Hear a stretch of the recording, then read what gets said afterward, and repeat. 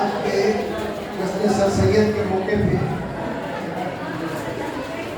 जश्न सर सैयद के इस जलसे की सदारत कर रहे साबिक प्रिंसिपल साहब जनाब दुर्गेश जी, हिंदी विभाग के सदस्य होगा, जनाब सफवान साहब और सालेह सिद्दीकी साहब, मैं कॉलेज के तमाम तलबा और तलबात और ख़ास तौर से जनाब सफवान साहब का मैं शुक्रगुजार हूँ।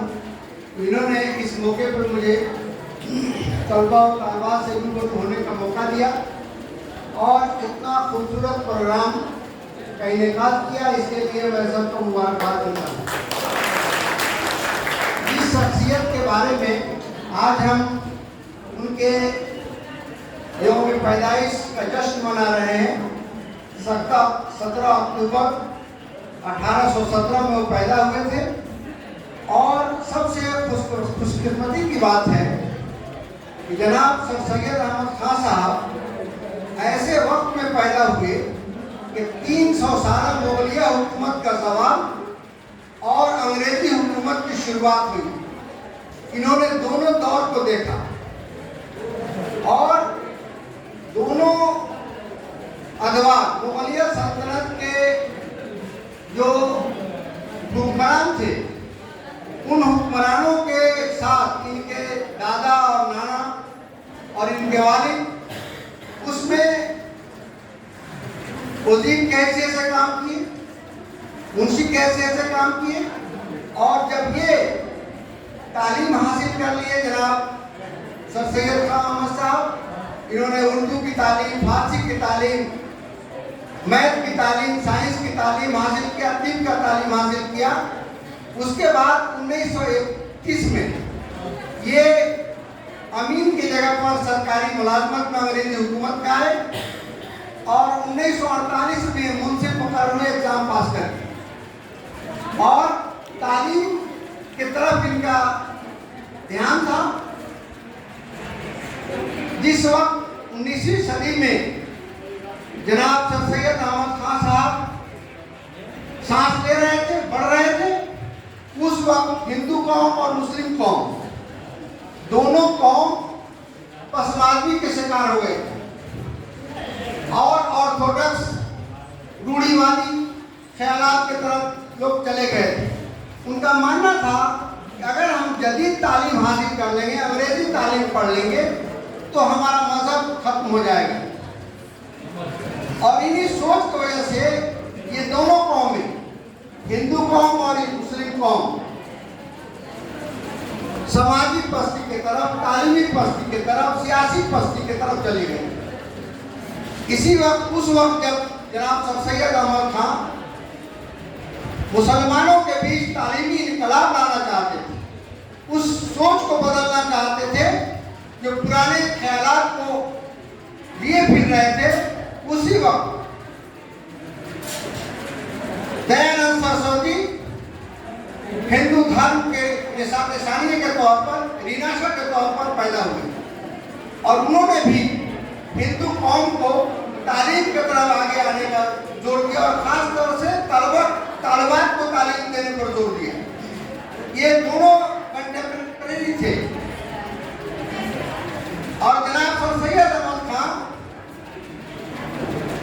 ये 1857 का जो म्यूटिनी हुआ, कद्र हमको अंग्रेज कहते हैं, हम तो कहते हैं आज़ादी की बड़ी लड़ाई लड़ी गई और बहादुर शाह जफर के क़यादत में लड़ाई लड़ी गई, लेकिन मुनज़्ज़म ढंग से पैसे की कमी की वजह से इस लड़ाई को हार गए और इसमें मुल्क के अंदर काफ़ी इंतशार हुआ, काफ़ी नुकसान हुए और इसको संभालना मुश्किल था। अंग्रेजों ने ये सोच लिया था कि ये लड़ाई जो हुई है इसके पूरे तौर पर जिम्मेदार मुसलमान हैं और जिसके नतीजे में ब्रिटिश ईस्ट इंडिया कंपनी मुसलमानों पर जुल्म और सितम के पहाड़ ढाना शुरू किए, जिसको मिटलाइज करने के लिए जनाब डॉक्टर सर सैयद अहमद खान ने असबाब बगावत किताब लिखकर उसको पैचअप किया। मुसलमान उस वक्त नहीं समझ पा रहे थे कि डॉक्टर सर सैयद अहमद खान अंग्रेजों के साथ मिलकर क्यों हैं। इन पर गलत गलत फतवे लगाए गए और ये जानते थे कि अगर सर सैयद अहमद खान ये समझ रहे थे कि अगर हम अंग्रेजों से लड़ाई लड़ेंगे तो हम जो तालीमी इनकलाब चाहते हैं हम नहीं ला सकते, हम जो बदलाव मुसलमानों में लाना चाहते हैं नहीं ला सकते। इसीलिए उन लोगों के साथ मिलकर ये अपने मिशन को आगे बढ़ा रहे थे और इसमें कोई रुकावट उनको नहीं पैदा हुई। लेकिन मुसलमानों ने जम की मुखालफत की उनकी, और इनके रफ़ाकार में शिबली नवानी, अल्ताफ हुसैन हाली, मुहसिन मुल्क, ये सब बड़े बड़े आलिम, बड़े बड़े दानिश्वर इनके साथ थे, जिसके नतीजे में इन्होंने तहज़ीबुल अखलाक लिखकर और पूरे मुसलमानों को ज़हनी पसमानदगी से निकालने की कोशिश की। साथ साथ उर्दू की खिदमत किया कि अगर जुबान, सबसे पहले तो मुगलिया हुकूमत में फारसी जुबान थी, अब ये ट्रांजिट पीरियड था, तो दूसरा जो कोई ऐसी जुबान चाहिए था जिससे आवाम से रूबरू हो, और उस वक्त उर्दू के फ़रोग के लिए जहाँ एक तरफ यूनिवर्सिटी के क़याम करके तालीमी मैदान में इनकलाब लाना चाह रहे थे, दूसरी की तरफ उर्दू के फ़रोग के लिए मुख्तलिफ किताबें लिखकर असारुल सनादीन लिखा इन्होंने और बहुत सारी किताबों की तसनीफ की, और इस तरह से उर्दू के फ़रोग के लिए काम किया। अब जब जनाब सर सैयद अहमद खान ने, जो सर सैयद खान की इस तहरीक को अलीगढ़ तहरीक के नाम से जानते, ये मूवमेंट था, ये इनकलाब था, और इस इनकलाब का असर ये हुआ कि इनका एक सिर्फ अलीगढ़ मुस्लिम यूनिवर्सिटी नहीं कायम हुआ, इसके बाद जामिया इस्लामिया का क़याम अमल में आया। नदवतुल उलमा जो है, ये नदवा जो इदारा है, उसका क़याम अमल में आया। ये सब चीज़ें इनकी कोशिशों का नतीजा है। उसके बाद 1816 ईस्वी में, 1916 में आप बनारस हिंदू यूनिवर्सिटी का क़याम अमल में है। ये सारे इन्हीं के पेशकीमत था, इनकी कोशिशों का नतीजा था। और तालीम में के जो ये चाहते थे इनकलाब, ऐसी तालीम चाहते थे जिसमें साइंटिफिक तरीका हो, जिसमें साइंसी इजारात का पेशकीमा हो। मुसलमानों ने सोच लिया था कि सिर्फ कुरान हदीस का तालीम ही काफ़ी है, जबकि 8वीं सदी में मुसलमानों का एक गोल्डन एज था जिसमें इब्न सीना पैदा हुआ, जो पूरे दुनिया का जितना भी आप मेडिसिन देख रहे हैं, उन्होंने इजाद किया था। आज उसी के किताब का तर्जुमा करके पूरे दुनिया में मेडिकल का जो चल रहा सिलसिला मेडिसिन का, उन्हीं का नतीजा। आज सर्जरी अल-राजी 18वीं सदी में, 8वीं सदी में अल-राजी पैदा हुए कि जिन्होंने उस वक्त सर्जरी का इजाद किया। इन तमाम चीज़ों का मुताला सर सैयद अहमद खान ने किया था कि हमारी तालीम सिर्फ कुरान हदीस तक महदूद न रहे, हमारे लोग जहाँ एक तरफ कुरान हदीस से तालीम हासिल करें, तो दूसरी तरफ हमारा जो है साइंस में, मैथ में, फिजिक्स में और साइंस के मेडिकल में, इंजीनियरिंग में, तमाम शोबों में काम करें। ये सोच था हमारे डॉक्टर सर सैयद अहमद साहब, और इस सोच के नतीजे में उन्होंने अलीगढ़ में एक कॉलेज के क़याम अमल में लाया। और उनकी ये सोच था, ये 1864 में अपने दोनों बेटों के साथ इंग्लैंड गए और उन्होंने कैम्ब्रिज यूनिवर्सिटी और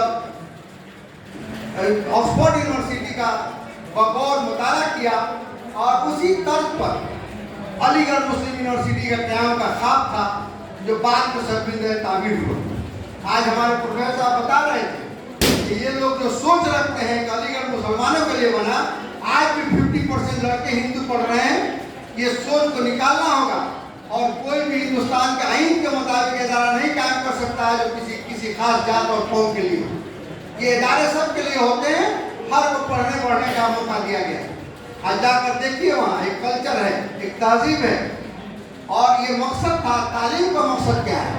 तालीम का मकसद एक तरफ जहाँ हम जदीद तकाज़ों को, साइंस से टेक्नोलॉजी को लोगों के अंदर लाएं, दूसरी तरफ एक कल्चर, एक सिविलाइजेशन हम लाएं, तहजीब।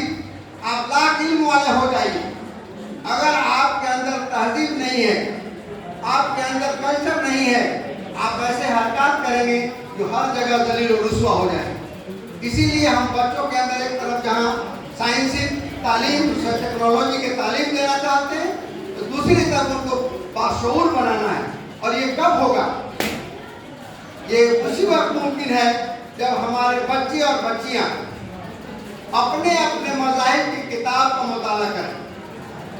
उस वक्त तक हम सही ढंग से इस दुनिया में अच्छी जिंदगी नहीं गुजार सकते हैं जब तक हम अपने, अगर मुसलमान हैं तो कुरान हदीस का मुताला करें, अगर हिंदू हैं तो वेद का मुताला करें और गीता का मुताला करें। जब तक आप उसको मुताला नहीं करेंगे आपके अंदर सिविलाइजेशन तहजीब नहीं आ सकता।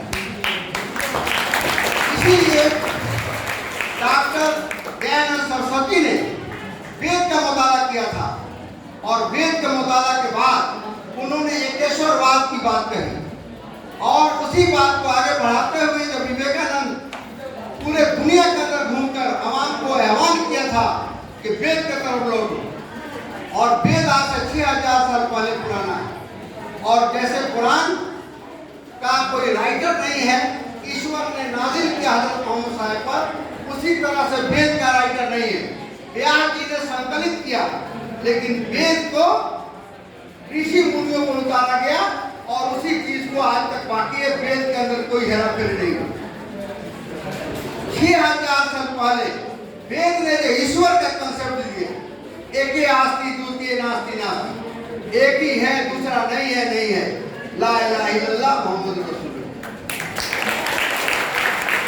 इसीलिए दयानंद सरस्वती ने मूर्ति पूजा के खिलाफ आवाज उठाई था, कहा कि ईश्वर जो है आकार में नहीं हो सकता है।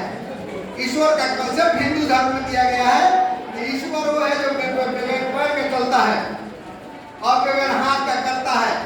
ईश्वर का कोई आकार नहीं है। इस्लाम धर्म में भी इसी तरह का कंसेप्ट है। इसीलिए हम दूर नहीं है एक दूसरे से। और वलीउल्लाह एक बहुत बड़े बुजुर्ग गुजरे हिंदुस्तान में, उन्होंने अपनी किताबों में इस बात को हम आपको बताया कि इस दूरी को खत्म करो हिंदू मुस्लिम, इसको करीब चाहिए, एक दूसरे को समझिए, एक दूसरे को आप नफरत लेकर, कुरान ने कह दिया लकुम दीनकुम वलिय दीन, आपके लिए आपका दिन, मेरे लिए मेरा दिन।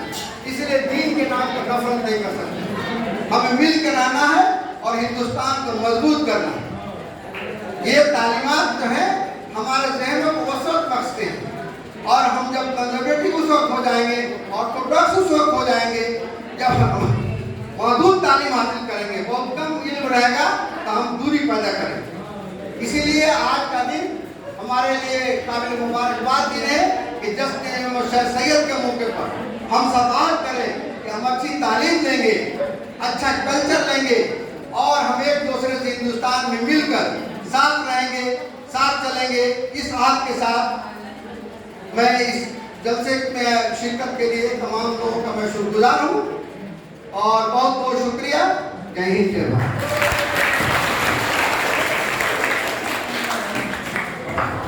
बहुत ही आलमाना गुफ्तगू आप समाअत फरमा रहे थे अब्दुल कय्यूम अंसारी साहब से।